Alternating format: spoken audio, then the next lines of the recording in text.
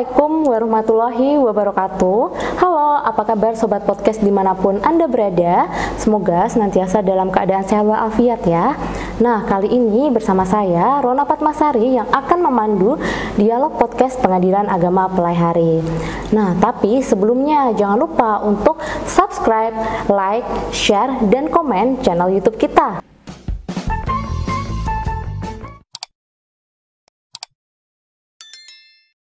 Sobat Podcast, untuk episode kali ini kita akan membahas tema yang sangat menarik, yaitu terkait penentuan awal Ramadan dan juga Syawal. Terkait tema tersebut, saat ini telah hadir di samping saya narasumber kita, yaitu Bapak Marsuki SH IMS. Nah, beliau adalah panitera pengganti di Pengadilan Agama Pelaihari. Assalamualaikum Bapak. Waalaikumsalam. Ya, bagaimana Pak kabarnya, sehat Pak? Alhamdulillah sehat Mbak Rona. Sampai akhir bulan ini masih kuat puasanya. Syukurlah, Masya Allah. Nah, silahkan mungkin Bapak ada yang ingin disampaikan atau menyapa sobat podcast kita? Oke, terima kasih Mbak Rona. Baik sobat podcast PA Pelaihari, ketemu lagi dengan saya. Pada kali ini tema yang kita bahas adalah tentang menentukan satu Ramadan yang sudah kita lalui sebelumnya dan yang akan datang adalah satu Syawal di tahun Hijriah ini. Dan tentu saja untuk menentukan hal ini ada banyak metode dan semuanya ini memerlukan suatu kekhususan keilmuan, yaitu keilmuan dalam agama kita, agama Islam, ada ilmu falak. Dan untuk tema berikutnya tentang ilmu falak kita bahas, silakan. Iya, baik. Nah, mungkin kita juga bertanya-tanya ya Kak, untuk kita semua. Mungkin Bapak bisa menjelaskan terkait apa itu mungkin ilmu falak, ilmu hisab, astronomi, dan astrologi dalam mungkin penentuan. Ya, jadi yang dikenal dalam dunia Islam adalah ilmu falak dan ilmu hisab.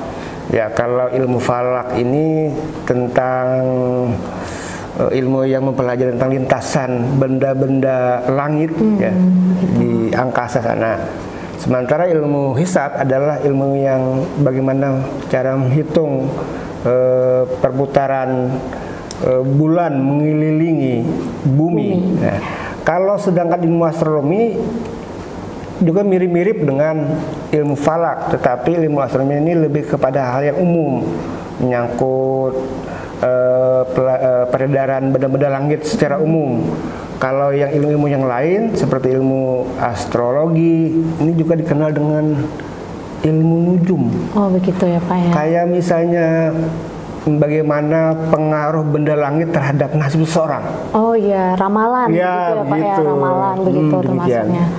Baik, sangat menarik ya. Selanjutnya mungkin kita bisa bertanya ataupun Bapak menjelaskan terkait kapan hari itu dimulai, yaitu khususnya mungkin dalam penanggalan Masehi maupun Hijriah, apa itu perbedaannya, begitu mungkin Pak? Ya, memang inilah perbedaannya. Kalau di dalam kita kan kalau tahun baru Masehi kan dimulai tengah malam tuh, 1 Januari. Pergantian hari kan, iya, betul. 00, hitung mundur 1, 2, 10, 9 ya, sampai nah, itu sampai tip-tip trompet itu kan ya, biasanya yang terjadi. Kalau di Hijriah di kalender tahun Islam, tahun Hijriah itu pergantian hari itu adalah pada saat matahari terbenam, senja hari. Maka senja hari setelah maghrib itu sudah berganti ke hari berikutnya. Nah, itu perbedaannya. Dimulainya kapan hari berikutnya dimulai. Nah, itu perbedaannya antara Masehi dan Hijriah. Gitu. Berarti mungkin saat maghrib begitu ya Pak ya? Iya, maghrib itu sudah dimulai hari berikutnya. Oh begitu. Baik Pak, mungkin ada selanjutnya, pertanyaan selanjutnya adalah, nah ini boleh nggak sih Pak kalau kita sebagai umat muslim itu jika kita itu beribadah namun kita menghadapnya selain atau tidak sesuai dengan arah kiblat kita gitu? Iya, tentu salah satu syarat sholat adalah menghadap kiblat. Bagi seseorang yang pada saat mendirikan sholat ya, tentu akan menghadap kepada kiblat, yaitu di Ka'bah, di Arab Saudi. Tapi begini, kenyataan di lapangan seperti ada masjid, musola yang dibangun dengan megahnya, tapi ternyata arah kiblatnya tidak pas. Makanya sering terjadi sub-subnya berubah, ya kan. Nah lalu seseorang ada yang tidak mau merubah subnya, padahal dia tahu bahwa ini salah loh. Dia di hatinya meyakini bahwa saya tahu ini salah, tapi kan tidak mau merubah karena mungkin secara ekonomis ini merusak posisi dia karena dimiringkan kan. Ya selama dia tahu bahwa itu dia tidak menghadap kiblat, ya tidak sah sholatnya. Tidak sah begitu ya Pak ya. Berarti kita sebagai umat muslim itu harus apabila beribadah itu berpatokan dan mengarah ke kiblat, yaitu harus diketahui gitu ya Pak ya. Baik, untuk pertanyaan selanjutnya, mungkin orang itu sering mengatakan Pak bahwa untuk menetapkan awal-awal bulan Hijriah ada kalanya dengan hisab dan ada pula dengan ruqyat. Nah, apa sih Pak yang dimaksud dengan hisab dan apa juga itu ruqyat itu seperti apa begitu Pak? Ya, ini juga yang sering terjadi di masyarakat ya. Orang ngomong ini hisab dan ruqyat. Iya, betul. Jadi kadang ada yang salah dalam membuat pengertiannya. Kita coba luruskan bahwa hisab adalah perhitungan kata dasarnya. Ya, ini suatu perhitungan untuk mengetahui waktu konjungsi antara bulan dan matahari, serta untuk mengetahui posisi hilal atau bulan sabit. Hilal itu adalah bulan sabit artinya. Oh, hilal artinya bulan sabit saat matahari terbenam. Nah, sedangkan untuk ruqyat itu adalah kata dasarnya artinya adalah melihat dengan mata telanjang sebenarnya, yakni usaha untuk melihat posisi hilal atau bulan kecil bulan sabit itu pada saat matahari terbenam di waktu maghrib.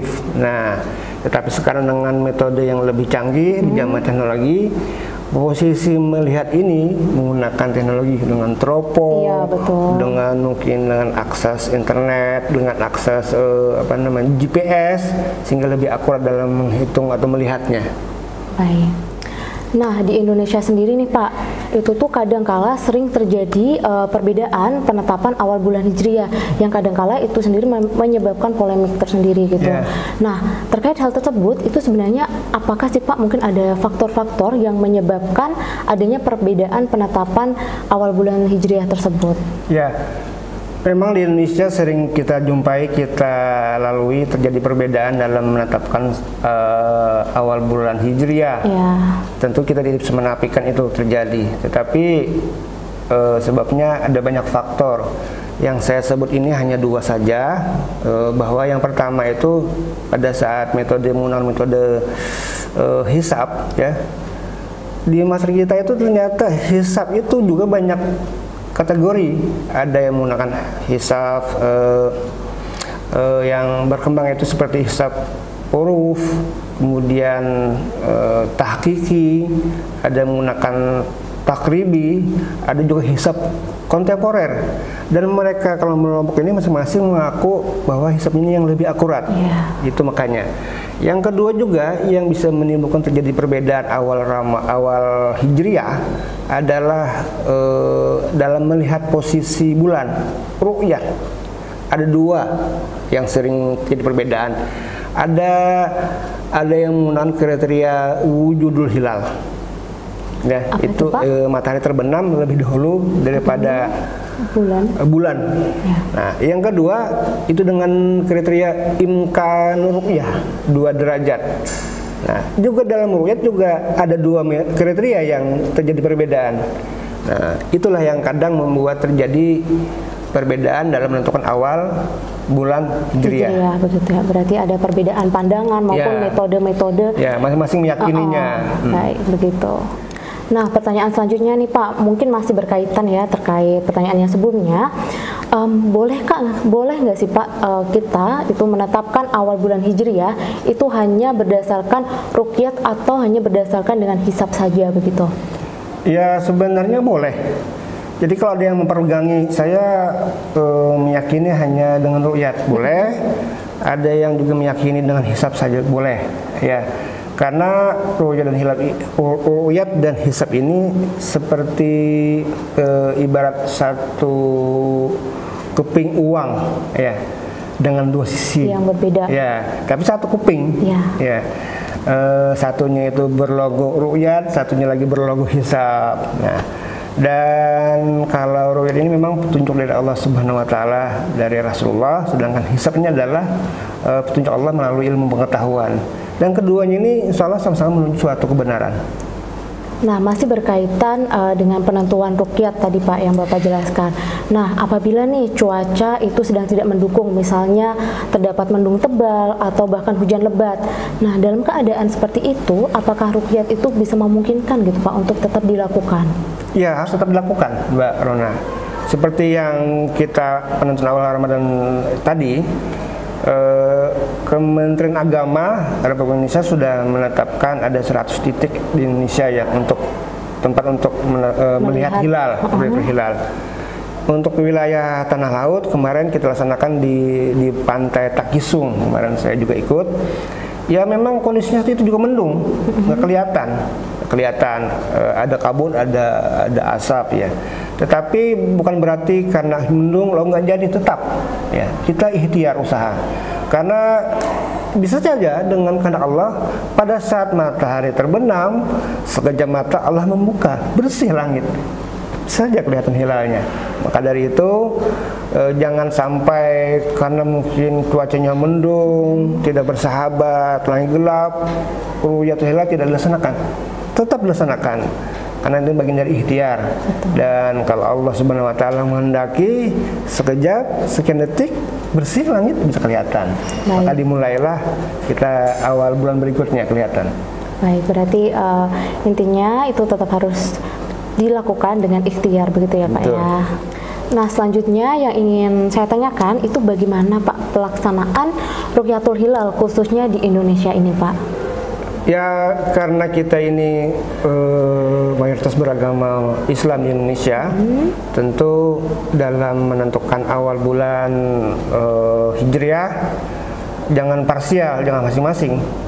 Ini Ruqyatul Hilal itu di Indonesia itu dilaksanakan secara sistematis, secara terorganisasi, yang dipiloti oleh Kementerian Agama Republik Indonesia, yang memberikan instruksi kepada seluruh Kementerian Agama di wilayah di provinsi maupun di kabupaten untuk melakukan Ruqyatul Hilal di masing-masing titik.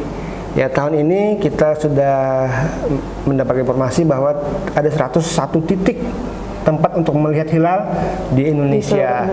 Nah, tentu saja itu telah dilaksanakan oleh teman-teman yang tergabung dalam tim Ruqyatul Hilal masing-masing kabupaten. Dan walaupun mereka semua tidak melihat hilal atau bulan sabit karena faktor cuaca, tetap dilaporkan ke Kementerian Agama, karena itu sebagai bahan untuk penetapan atau isbat awal bulan.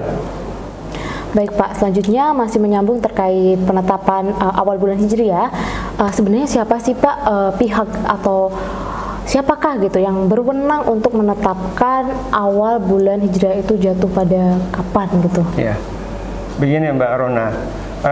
Sebenarnya persoalan menetapkan awal bulan kayak Ramadan misalnya, atau Syawal atau Dzulhijjah ya, termasuk area fikih yang zani, yaitu fikih ijtihad yang banyak menimbulkan perbedaan pendapat. Dan itu bisa dilakukan oleh setiap individu muslim, setiap orang muslim bisa melakukan penetapan awal Hijriah. Tetapi setelah melihat faktor yang berkembang di masyarakat, kalau masing-masing itu menetapkan awal Ramadan, awal Syawal, awal Dzulhijjah, menurut keyakinannya masing-masing, terjadi perbedaan. Iya, betul. Dan ini berpeluang menimbulkan terjadinya fitnah yang bisa mengarah kepada memecah belah umat beragama, umat muslim. Maka dari itu salah satunya kaidahnya bahwa hal ini harus diambil alih oleh pemerintah atau ulil amri. Ya, jadi pemerintahlah yang menentukan awal bulan Hijriah, terutama awal Ramadan, awal Syawal, dan awal Dzulhijjah. Wah, menarik sekali ya pembahasan podcast kita kali ini bersama Bapak Marzuki. Sekali lagi kami ucapkan terima kasih ya Pak ya sudah bersedia datang dan menjadi narasumber di podcast Pengadilan Agama Pelahari dengan tema yang sangat menarik, yaitu penentuan awal Ramadan dan juga Syawal. Nah, mungkin sebagai closing statement nih ya, Bapak mungkin ada yang ingin disampaikan kepada sobat podcast semua? Baik, terima kasih Mbak Rona. Sebagai kata terakhir pada podcast kali ini, kepada sobat podcast di mana saja berada di bulan Ramadan ini, kita hanya tinggal beberapa hari mengakhiri bulan Ramadan, mungkin hanya sekitar 5 hari atau lebih. Maka gunakanlah dengan sebaik-baiknya, dengan sebanyak mungkin beribadah ya, karena ini belum berkah. Nah, apalagi di akhir bulan Ramadan ini penuh dengan berkah, keampunan dan rahmat dari Allah Subhanahu wa taala. Maka selayaknya kalau kita benar-benar melaksanakan ibadah di bulan Ramadan, puasa, sembahyang malam, sembahyang tarawih, maka mungkin kita akan mendapatkan kepuasan pada saat meraih hari kemenangan atau hari Idul Fitri. Idul Fitri ya Pak ya. Demikian. Baik Sobat Podcast, demikian dialog podcast kita untuk episode kali ini. Nah, kami juga infokan bahwa Pengadilan Agama Pelahari sudah melaksanakan pembangunan zona integritas menuju wilayah bebas dari korupsi atau WBK dan juga wilayah birokrasi bersih dan melayani atau WBBM. Jadi, jika Anda menemui petugas kami ada yang meminta imbalan atau melakukan pungutan, harap segera melaporkan ke nomor pengaduan Pengadilan Agama Pelahari kelas 1B, bisa melalui telepon maupun WhatsApp di nomor 0811 51 50 444. Nah, sampai jumpa di dialog podcast kami selanjutnya dengan tema-tema yang tidak kalah menarik, hanya di YouTube channel kita Pengadilan Agama Pelahari. Terima kasih dan sudah bersama kami. Wassalamualaikum warahmatullahi wabarakatuh.